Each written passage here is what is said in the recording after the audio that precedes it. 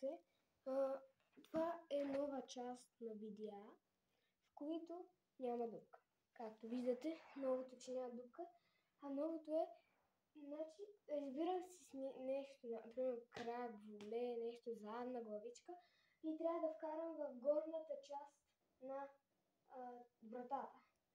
Нали виждате тази черта, дето изряда? Горната част. Все едно горния прозорец, а не долния, ниския.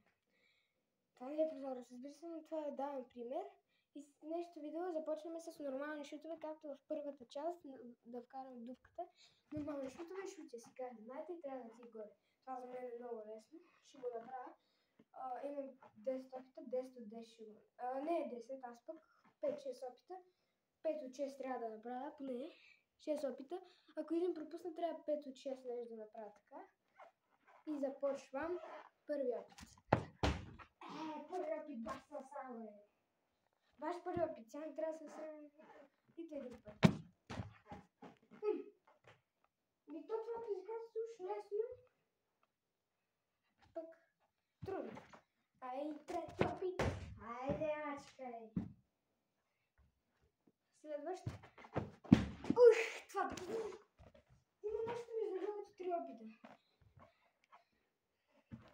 За сега един съм хванал. Айде, това е втори. Брои се. Втори опит. Сега. Трети опит. Това засечихте ли? Това ближи се.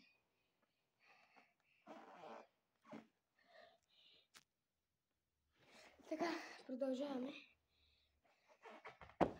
Горе. Така, вкарах.